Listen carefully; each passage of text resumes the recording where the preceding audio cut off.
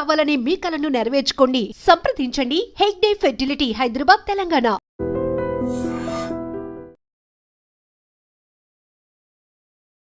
నన్ను క్షమించండి నాన్న, మీకు నా మొహాన్ని చూపించలేకపోతున్నాను. బెట్టింగ్ ఆడి 20 లక్షలు పోగొట్టుకున్నాను. ఇక ఎటు నాకు ఏ మార్గం కూడా కనిపించడం లేదు. కనీసం నేను ఎంతో కష్టపడినా ఏ పనులు చేసినా కూడా ఈ అప్పులు తీర్చలేను, అందుకే చనిపోవాలి అనుకుంటున్నాను అంటూ ఓ యువకుడు చెప్తున్న ఈ సెల్ఫీ వీడియోలోని మాటలు ప్రతి ఒక్కరిని ఆలోచింప చేస్తున్నాయి, మరికొందరిని కోపానికి గురి చేస్తున్నాయని చెప్పొచ్చు. బెట్టింగ్ భూతం ఎంతో మంది ప్రాణాలను బలి తీసుకుంటుంది. తెలిసి ఆడుతున్నారు, తెలియక ఆడుతున్నారు. అదొక ఊబి అని గ్రహించలేక మొదట ఒక ఇంట్రెస్ట్, అత్యాస అని చెప్పాలి. ఇంట్రెస్ట్ అనే కన్నా అత్యాస అని చెప్పాలి. ఈజీగా కొన్ని గంటల్లోనే బెట్టింగ్స్ ఆడితే లక్షలాది డబ్బులు మనం సంపాదించేయచ్చు.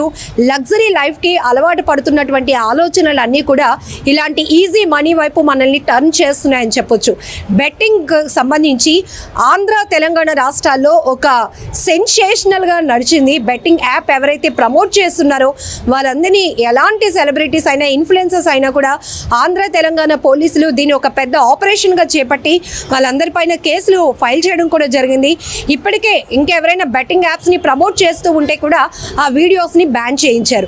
ఇప్పుడు విశాఖలో ఋషికొండ బీచ్కి వెళ్తున్నటువంటి ఓ యువకుడు బెట్టింగ్ యాప్లో పూర్తిగా 20 లక్షలు పోగొట్టుకొని, ఇంకా తను పూర్తిగా అప్పుల పాలైపోయాను కాబట్టి తన కుటుంబ సభ్యులు ఎవరికి తన మొహం చూపించలేక నన్ను క్షమించండి అంటూ వేడుకుంటూనే తను చనిపోవడానికి నిర్ణయించుకున్నాడు. ఇది చాలా ఇబ్బందికరమైనటువంటి నిర్ణయం. చాలా వరకు ఇలా అప్పుల పాలైపోయిన తర్వాత, బెట్టింగ్లో మోసపోయి పూర్తిగా బలైపోయిన తర్వాత ఇక ఫైనల్గా ప్రతి ఒక్కరూ నిర్ణయించుకునేది ఆత్మహత్య చేసుకోవాలని. ఆ రకంగానే కొంతమంది అయితే వాళ్ళ ఆత్మహత్యకు కారణం ఏంటో చెప్తూ కొన్ని సెల్ఫీ వీడియోలు కూడా సోషల్ మీడియా వేదికగా రివీల్ చేస్తున్నారు. ఇప్పుడు ఋషికొండ ఆర్కే బీచ్కి కూడా ఓ యువకుడు తను చాలించాలని, చనిపోవాలని ఆలోచనతో వెళ్ళే ముందు తీసినటువంటి ఇది సెల్ఫీ వీడియో ఇప్పుడు మీకు వెనకాతల ప్లే అవుతోంది. డాడీ నన్ను క్షమించు, ఇంక నా వల్ల అవ్వట్లేదు, నేను బతకాలని లేదు, నాకు ఎంతో క్లియర్ చేసు, కానీ నేను మారట్లేదు, నా వల్ల కాదు, ముఖం చూపించలేకపోతున్నాను, నా వల్ల అవ్వట్లేదు, ఎంతో కష్టపడుతున్నాను అప్పులు క్లియర్ చేయడానికి, కానీ అవ్వట్లేదు, పెరిగిపోతుంది రోజు రోజుకి. 21 లక్షలు అప్పు అయిపోయింది, నా వల్ల స్మైలీని బాగా చూసుకోవడానికి ఏమి తెలియదు, నా వల్ల అవ్వట్లేదు, నా ఫోన్ అవ్వకపోతే ఇక్కడ బీచ్ రోడ్లో ఎత్తుక్కోని, నా వల్ల అవ్వట్లేదు, ప్లీజ్ నా వల్ల అవ్వట్లేదు, నేను ఏం చేసుకున్నాను, నాకు అవ్వట్లేదు, అసలు నేనంత ట్రై చేశాను కానీ నా వల్ల అవ్వట్లేదు, నేను ఏం చేయలేను అమ్మా, అసలు నా వల్ల అవ్వట్లేదు, అసలు నాకు చచ్చిపోవాలనుంది, నా వల్ల అందరూ ఇబ్బంది పడిపోతున్నారు, నా వల్ల నేనే ఎంత తప్పు చేశాను, అసలు ఎంత క్లియర్ చేసినా సరే నేను అసలు మారట్లేదు, నేను ఏం చేస్తున్నానో కూడా తెలియట్లేదు నాకు, నా వల్ల మీరందరూ ఇబ్బంది పడిపోతున్నారు, అసలు దానికి ఏమి తెలియదు, బాగా పెంచండి ఉంటాను, నా ఫోన్ అవ్వకపోతే ఎక్కడ ఎత్తుక్కొని బీచ్ రోడ్లో ఉంటాను, బాగుంటుందండి అందరూ. అయితే ఇమీడియట్గా ఈ అబ్బాయి ఎవరో బీచ్కి సరదా కోసం రాలేదు, చనిపోవడానికి వచ్చాడు. ఆ అబ్బాయి చేస్తున్నటువంటి ఆ ప్రయత్నం కూడా చనిపోవడానికి చేస్తున్న ప్రయత్నంగా కనిపించి ఇమీడియట్గా ఋషికొండ బీచ్ పెట్రోలింగ్ దగ్గర ఉన్నటువంటి ఒక కానిస్టేబుల్ బాబురావు గారి అని ఆయన ఇమీడియట్గా అలర్ట్ అయ్యి ఎవరైతే ఈ యువకుని ఆత్మహత్య చేసుకోవాలని నిర్ణయించుకున్నటువంటి ఆ యువకుని బీచ్ ప్రమాదం నుంచి అతను రక్షించి కాపాడడం జరిగింది. ఇక్కడ ఒకటి చెప్పొచ్చు, కాపాడడానికి ఆ కానిస్టేబుల్ ఇన్ టైం వచ్చారు కాబట్టి అతను ప్రాణాలు దక్కాయి. లేకపోతే ఈ బెట్టింగ్ యాప్లకు బలైపోయి చనిపోయిన వాళ్ళలో మరొక చావును కూడా ఇక్కడ మనం చూసేవాళ్ళం అయ్యేవాళ్ళం. కానీ ఎంత బాధాకరమైన విషయం. చాలామంది ఇప్పుడు నెటిజన్లు కూడా ఈ వీడియో పైన కామెంట్లు చేస్తున్నారు. ఒకవేళ పూర్తిగా నష్టపోతే ఇంకా చావే పరిష్కారం అని మాత్రం ఎందుకు ఆలోచన చేస్తున్నారు?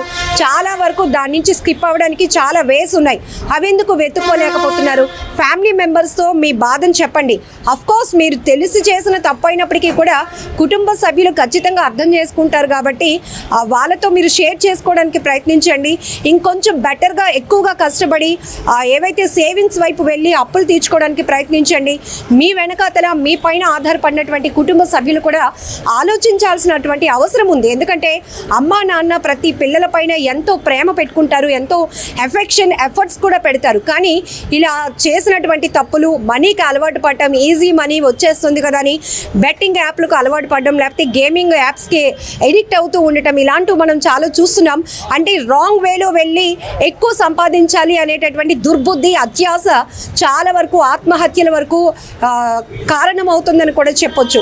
ఇప్పుడు ఈ యువకుడు తీసుకున్నటువంటి సెల్ఫీ వీడియోలో కూడా తను ఇచ్చిన ఇన్ఫర్మేషన్ కేవలం బెట్టింగ్ ఆడి 20 లక్షలు పోగొట్టుకున్నాను కాబట్టి ఇప్పుడు నా మొహాన్ని నేను ఎలా నా ఫ్యామిలీ మెంబర్కి చూపించలేకపోతున్నాను కాబట్టి నన్ను క్షమించండి, నేను చనిపోవాలనుకుంటున్నాను. కాకపోతే నా చావుకి ఏంటి కారణమని తెలియచెప్పేందుకే ఈ సెల్ఫీ వీడియో తీసి మీకు పంపిస్తున్నాను అంటూ ఆ యువకుడు చెప్పినటువంటి మాటలు కొంతమందిని ఆలోచింపచేస్తున్నాయి, మరి కొంతమందికి అయితే కోపాన్ని కూడా తెప్పిస్తున్నాయి. ఇదొక ప్యాషన్ అయిపోయిందని నెటిజన్లు కూడా ఫైర్ అవుతున్నారు.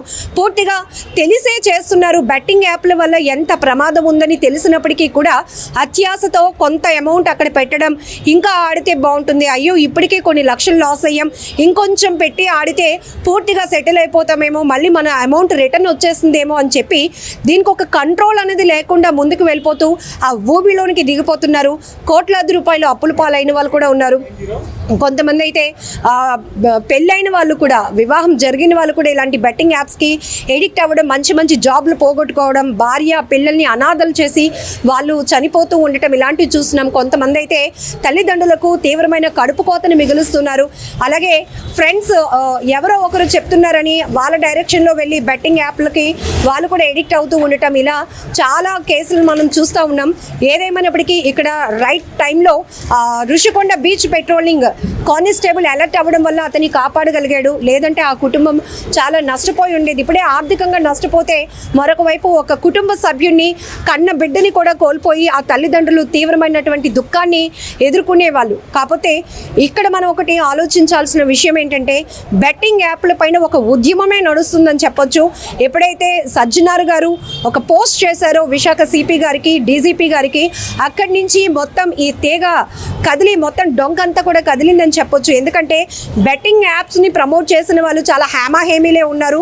వాళ్ళొక సెలబ్రిటీలు, వాళ్ళొక ఇన్ఫ్లుయెన్సర్స్, అలాంటి వాళ్ళందరూ కూడా పోలీసుల విచారణకు అటెండ్ అవ్వడం, కొంతమంది పైన కేసులు ఫైల్ అవ్వడం, వాళ్ళు ఇప్పటికే ఒక్కొక్క యాప్ని ప్రమోట్ చేయడం వల్ల లక్షల రూపాయలు ఆర్జించినటువంటి సందర్భాలు ఇవన్నీ బయటకు వచ్చినాక ప్రజలకు అయితే ఖచ్చితంగా ఒక అవగాహన అనేది కలిగింది. బెట్టింగ్ అనేది ఒక భూతం లాంటిది, దాని వైపు ఎడిక్ట్ కాదు, ముందు దాని వైపు చూస్తేనే మనం దానికి ఆకర్షితులు అవుతాము, లైఫ్లు కూడా పోగొట్టుకుంటాం అనే విషయం చాలామందికి ఈ పోలీసుల ద్వారా కూడా చాలా పెద్ద ఎత్తున అవేర్నెస్ కలిగిందని చెప్పొచ్చు. ఏదేమైనప్పటికీ దయచేసి బెట్టింగ్ యాప్ల జోలికి వెళ్ళొద్దు. ఇప్పటికే వెళ్ళి ఆ ఊబిలో చిక్కుకొని అప్పుల పాలు అయిపోయి ఉంటే గనక ఎలాంటి కఠినమైన నిర్ణయాలు తీసుకోకుండా ముందు మీ ఫ్యామిలీ మెంబర్స్తో కూర్చొని మాట్లాడండి. నా సిచ్యువేషన్ ఇలా ఉంది, నేను తేరుకోలేకపోతున్నాను, నాకు ఇంకా చావే పరిష్కారం అనిపిస్తోంది, మీరు సపోర్ట్ ఇవ్వగలిగితే నేను మళ్ళీ ముందుకు వెళ్ళగలుగుతాను, నేను ఎనర్జీ తెచ్చుకోగలుగుతాను అని వాళ్ళతో మాట్లాడండి. ఏ ఫ్యామిలీ కూడా కన్నబిడ్డల్ని పోగొట్టుకోవాలనుకోదు, లేకపోతే ఎలాంటి అన్నదమ్ములు, అక్క చెల్లెలు వీళ్ళెవరు కూడా రిలేషన్స్ని పోగొట్టుకోరు. వాళ్ళు కూడా ఒక మీకు వాల్యుబుల్ సజెషన్ ఇస్తారు. వాళ్ళ సపోర్ట్తో కూడా మీరు ముందుకు వెళ్ళి ఇంకొంచెం బెటర్గా ఆలోచించడానికి ప్రయత్నించండి. అంతే తప్ప ప్రాణాలు తీసుకోవాలనే నిర్ణయాన్ని మాత్రం తీసుకోకండి.